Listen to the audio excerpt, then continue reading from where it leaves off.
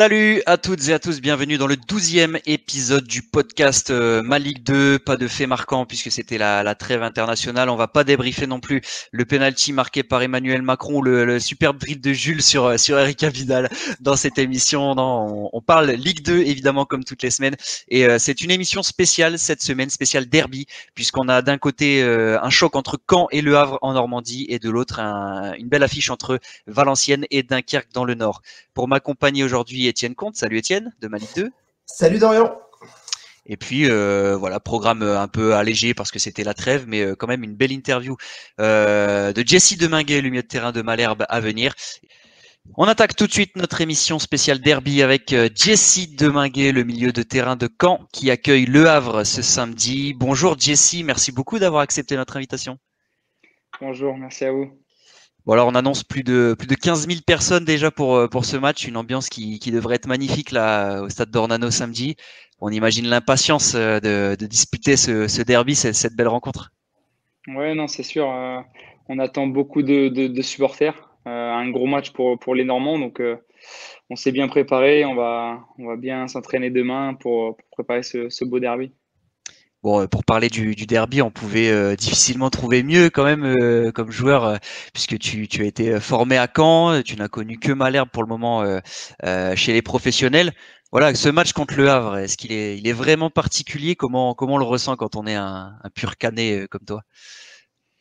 Mais forcément, il est un peu spécial parce que étant jeune, on a vécu aussi des derbys. Ça l'est d'autant plus parce qu'il y a les supporters. Il y a une attente un peu plus importante quand on est en pro. Donc voilà, après, on fait du foot pour jouer ce genre de match. Donc on a tout simplement hâte d'y être. Ouais, et puis en plus Le Havre, pour le moment, sont au-dessus au classement, donc il faut faut aller les chercher. Faut les titiller. Avant la trêve, c'est vrai que vous avez montré un visage excellent à Toulouse. Vous êtes la première équipe à avoir fait tomber le leader chez lui sur sa pelouse. Et puis après, vous avez chuté contre Valenciennes à la maison. Tout ça en l'espace d'une semaine. Est-ce que justement la trêve internationale a permis de parler de ça avec le coach? Quel a été le discours du coach? On l'a senti vraiment agacé par cette défaite contre Valenciennes, où vous n'avez pas su montrer votre meilleur visage tout simplement. Ouais, non, c'est ça. On montre un super visage contre Toulouse, qui est premier du championnat. Ensuite, on sait comment c'est difficile de prouver après ce genre de match et surtout de rééditer ce genre de performance. Donc, on était attendu.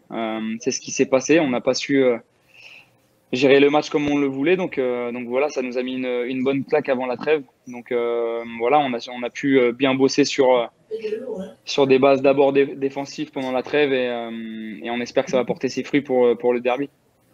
Comment vous avez préparé pendant cette trêve le match contre l'Havre? C'est une équipe qui prend très peu de buts, qui est très solide défensivement notamment. Voilà, comment il va falloir aborder ce match face au HAC?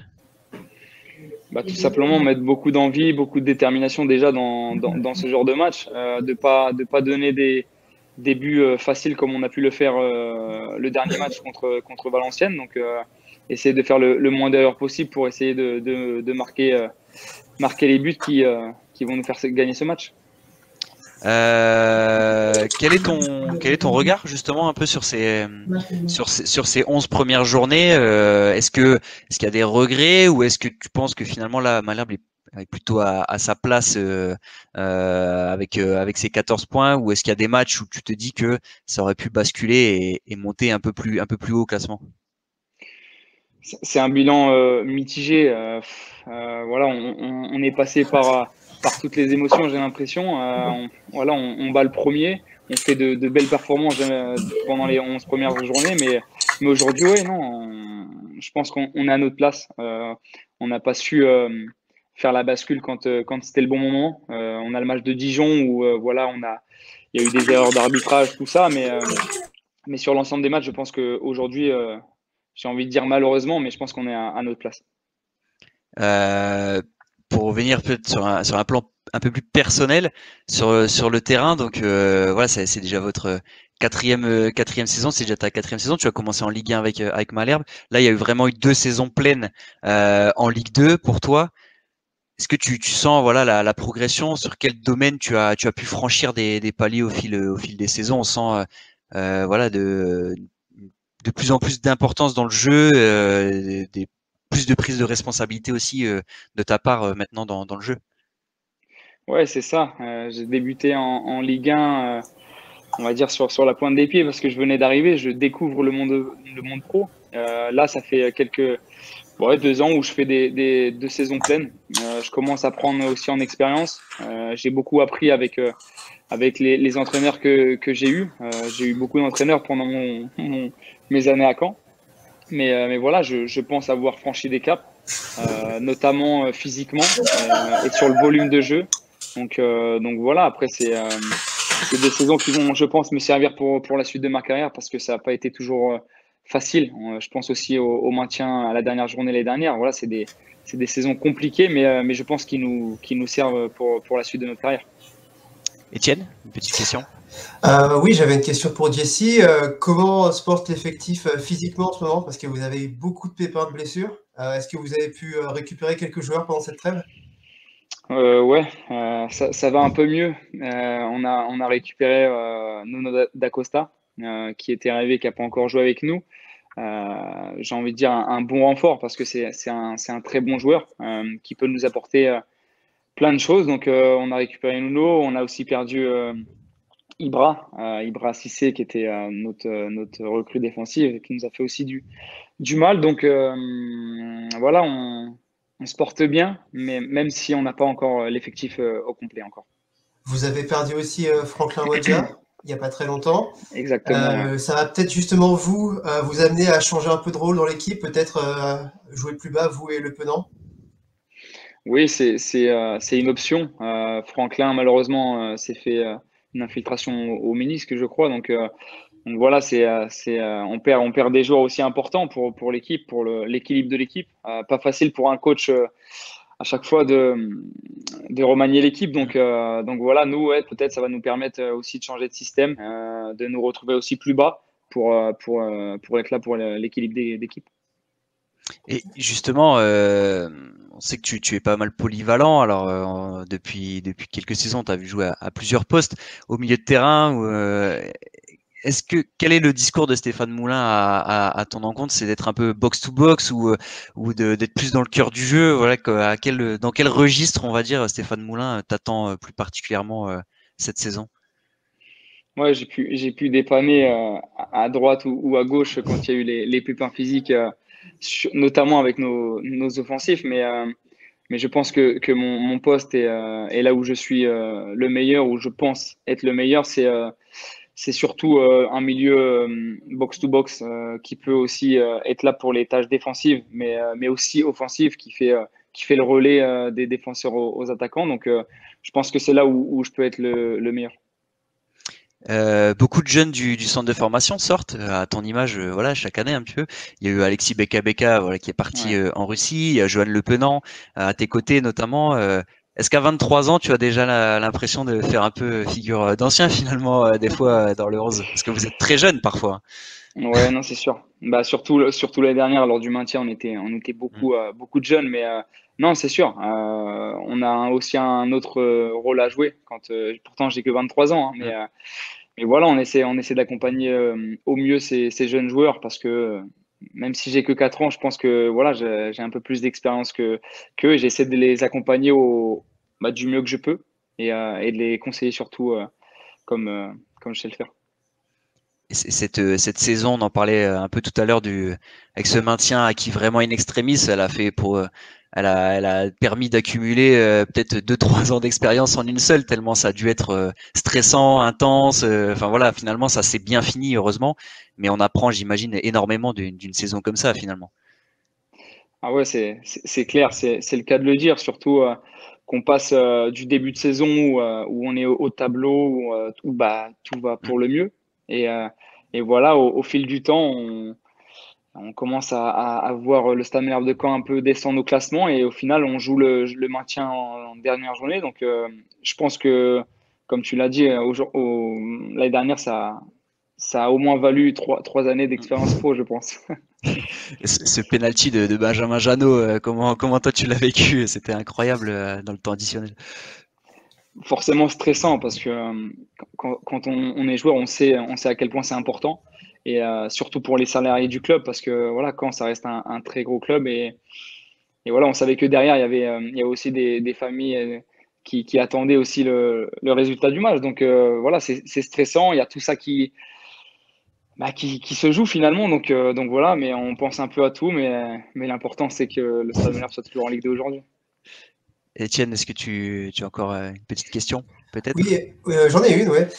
On a vu passer une statistique cette semaine grâce à la LFP. On a vu que Caen est l'équipe qui court le plus en Ligue 2, alors que Le Havre est l'équipe qui court le moins. Ah, c'est intéressant ça. Ah ouais, Alors, ça va être une vraie opposition de style. Au-delà de ça, comment vous voyez cette équipe du Havre tactiquement, comment vous l'approchez? Non, mais tout d'abord pour la première chose, c'est normal. Je pense que pour le coach, c'est important de courir, en tout cas dans ces systèmes qu'il met en place. On l'a vu à Angers, c'était aussi l'équipe qui courait la plus, il me semble, si je dis pas de bêtises, mais voilà, c'est le projet du coach. Nous, on s'y tient, on essaie de courir et essayer de faire de belles choses. Mais voilà, après, le Havre, l'équipe qui court le moins, honnêtement, ça me choque pas. Ils ont un bloc qui est dur à franchir. Pour avoir vu quelques matchs, c'est une équipe costaud qui attend les équipes et voilà, qui fait mal en contre. On a pu voir avec leur attaquant. Donc franchement, ça va être une belle opposition. Et en tout cas, nous, on s'est très bien préparé pour.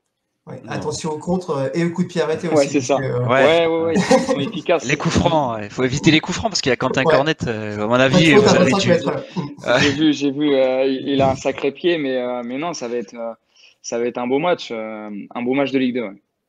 On sent qu'il y a dû avoir de la vidéo cette semaine pour préparer ce derby.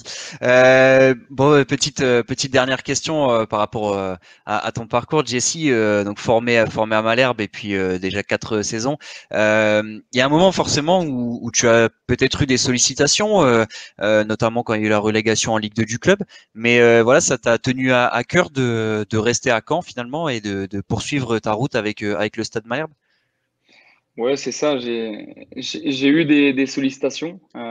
Ça s'est présenté à moi. Après, honnêtement, lors de la descente, c'était pas simple parce que quand on laisse un club en Ligue 2,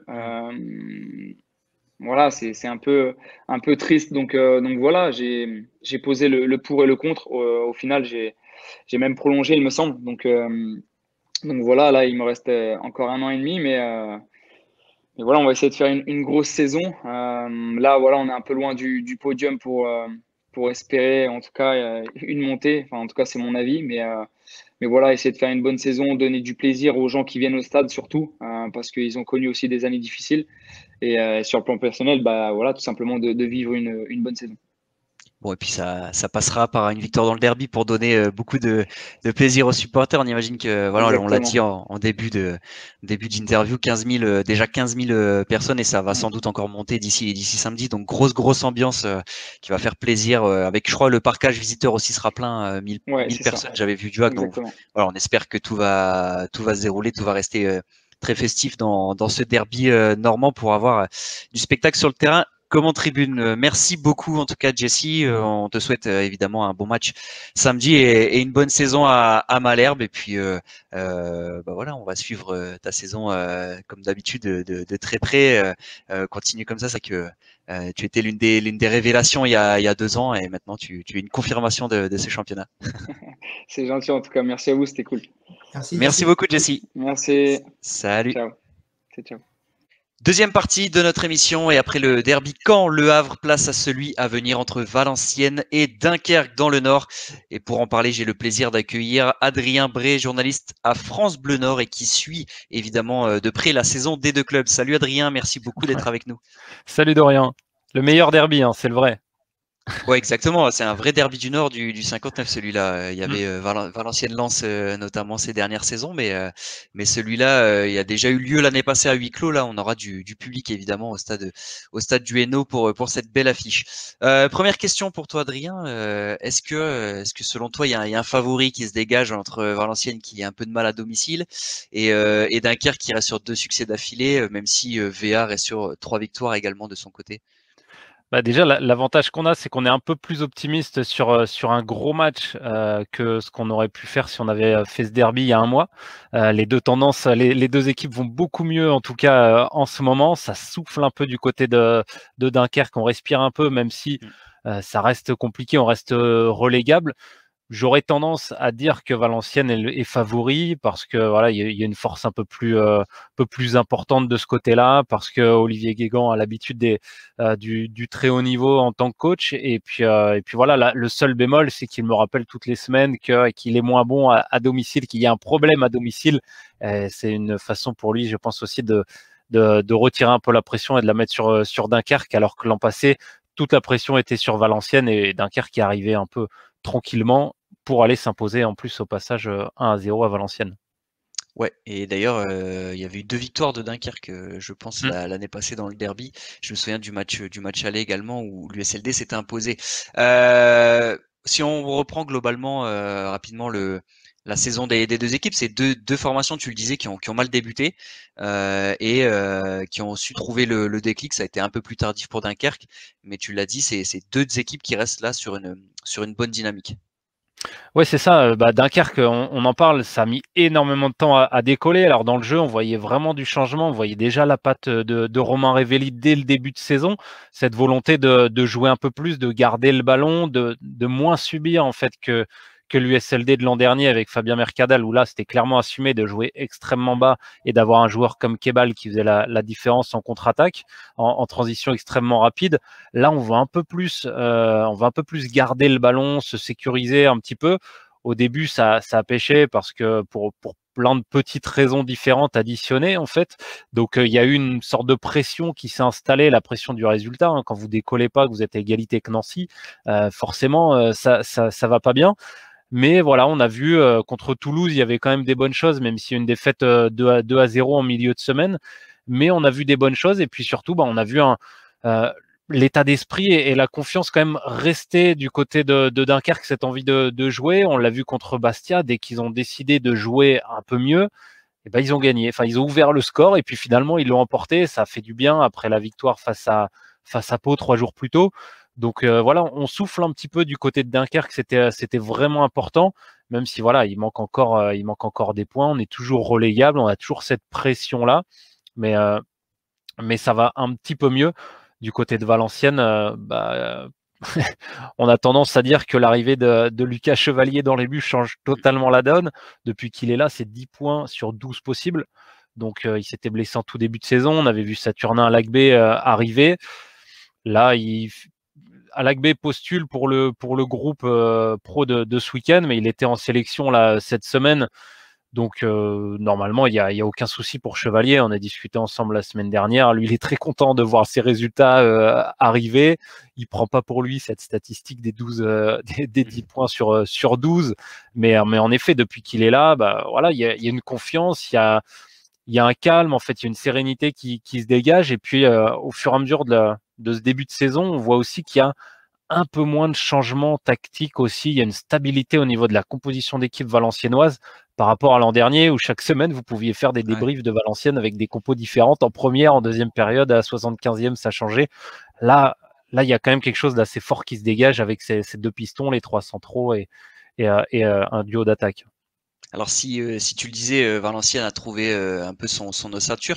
C'est intéressant à Dunkerque et tu me l'avais souligné notamment sur Twitter contre Bastia où tu me parlais un peu d'un changement de dispositif tactique. On a vu beaucoup Dunkerque en 3-5-2 en début de saison et là on a le sentiment que Romain Révelli a testé un autre schéma et qui a plutôt réussi. Est-ce que tu penses qu'on va se diriger vers un Dunkerque peut-être plus en 4-4-2 ou en 4-3-3 sur la pelouse de Valenciennes?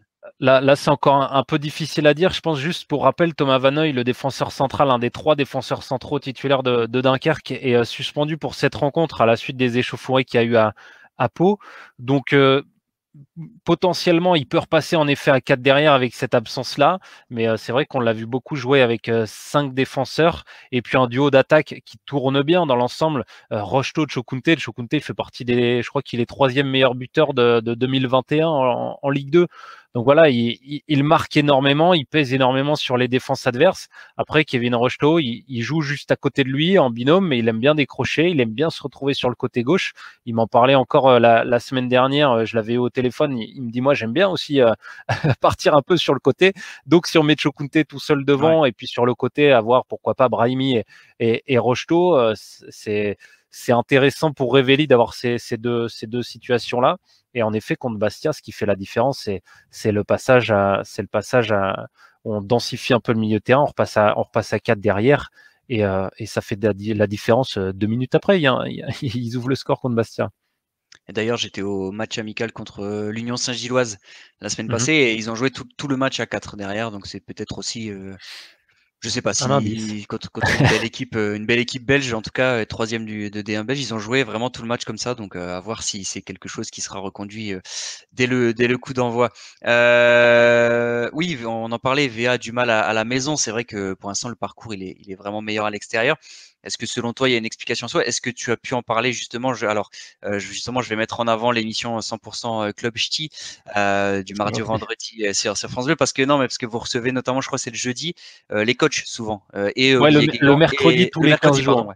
Les deux coachs, et ça c'est génial. Il y a les deux coachs de Dunkerque et de Valenciennes, donc Romain Révéli et Olivier Guégan qui viennent dans l'émission. Et justement, est-ce que tu avais pu en parler avec Olivier Guégan de ce déclic à trouver un peu à la maison, et qu'est-ce qui manque en fait à VA finalement? Ouais, en fait, il a tendance c'est ce qu'il nous a expliqué notamment hier dans l'émission, c'est que on s'ouvre un peu trop, on va un peu trop vers l'attaque, on manque de structure un petit peu à domicile face à des équipes qui du coup, comme c'est potentiellement le cas pour Dunkerque ce week-end, va jouer un peu plus bas, va être un peu plus patiente dans son camp parce qu'elle l'est à l'extérieur.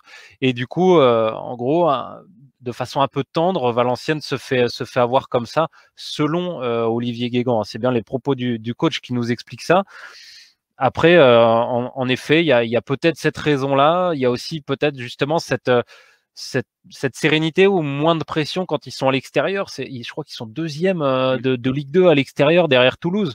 Donc oui, c'est une équipe qui voyage extrêmement bien. Peut-être aussi en effet qu'il y a cette pression en moins quand on est à l'extérieur. Je connais pas encore les causeries du coach en avant-match, mais voilà, il y a eu une petite pression à domicile. On sait que c'est aussi un peu tendu avec les supporters depuis pas mal de temps et avec la présidence. Est-ce que ça joue sur le match? J'ai du mal à me dire que Kufo, Spano ou Guillaume y pensent quand ils sont en plein match, mais voilà, il manque peut-être cette sérénité et tout simplement ce déclic-là. S'il vient contre Dunkerque, peut-être qu'après ça va bien se passer également à domicile.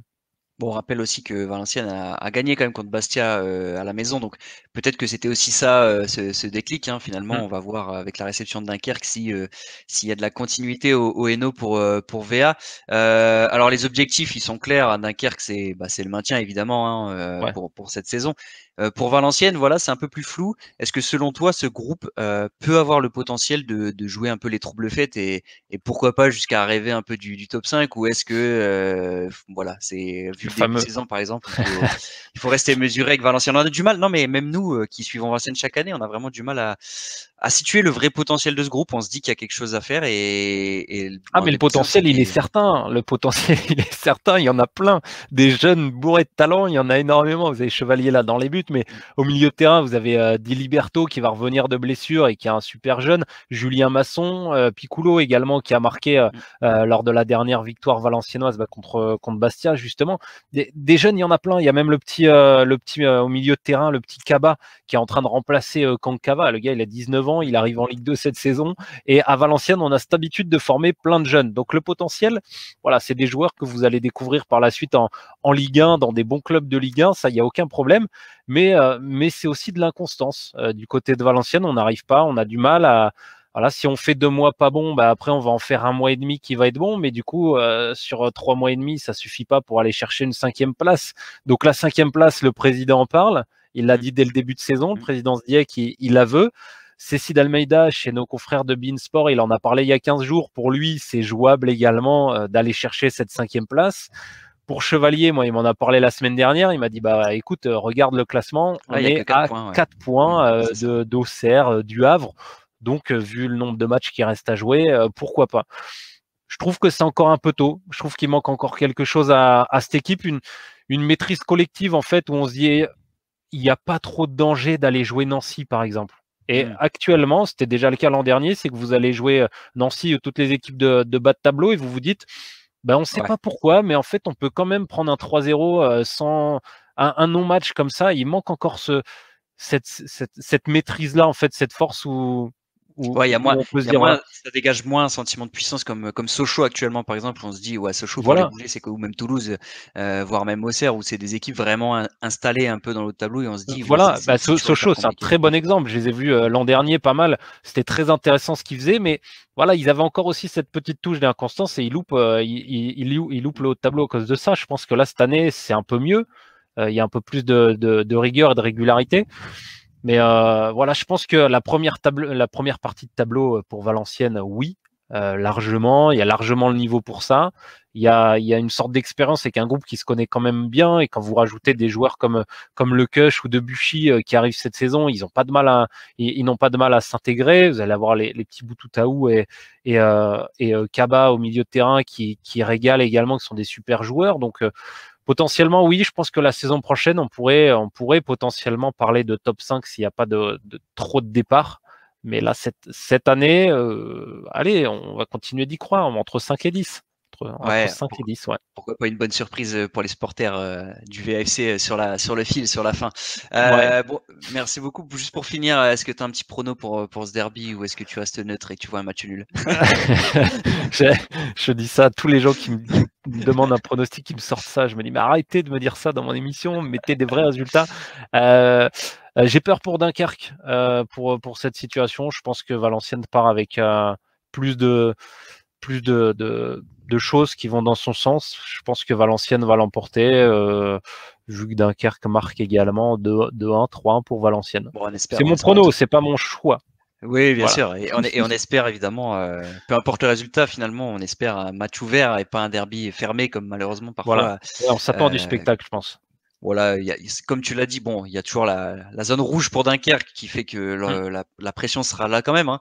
Mais c'est vrai que Valenciennes au moins s'est replacé dans une zone plus confortable et il y aura quand même un peu moins de pression négative sur les épaules des deux équipes avec les séries de victoires en cours.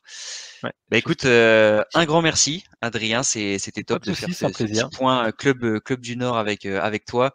Je rappelle que l'émission 100% Club Ch'ti, c'est du mardi au vendredi de 19h à 20h sur France Bleu avec Adrien aux manettes évidemment, puis on salue Sylvain Charlet également, je sais que parfois il est à tes côtés pour les émissions et voilà, et ça parle de VA Dunkerque mais aussi du LOSC, du RC Lens qu'on a connu pendant plusieurs années en Ligue 2 et puis même Boulogne que vous pour l'instant c'est compliqué de revoir mais pourquoi pas, on désespère pas aussi dans quelques temps. C'était pas trop mal parti, on garde un œil sur le national et puis là ça fait quelques semaines où c'est il fallait regarder les 3-4 premières journées, là c'est plus délicat. Ouais, carrément. On se souvient que Boulogne avait terminé 3e l'année du Covid, avait été privé de barrage pour la montée. Et puis malheureusement, la saison dernière, ils auraient même dû descendre finalement s'il n'y avait pas eu l'arrêt des championnats amateurs. Donc voilà, c'est un yo-yo. Donc, ça nous va comme ça. Voilà. C'est très bien. Boulogne en national. On espère que ça va aller mieux en tout cas pour eux. Ils sont 14e seulement de national là. Donc, et puis nous, on aimerait bien évidemment les voir plus haut. Pourquoi pas l'USBC, on se souvient de belles épopées par le passé. Merci beaucoup Adrien encore une fois et puis à bientôt et toute l'actu de la Ligue 2 évidemment c'est sur maligue2.fr et à bientôt pour un prochain podcast. Merci. Ciao. À bientôt. Salut.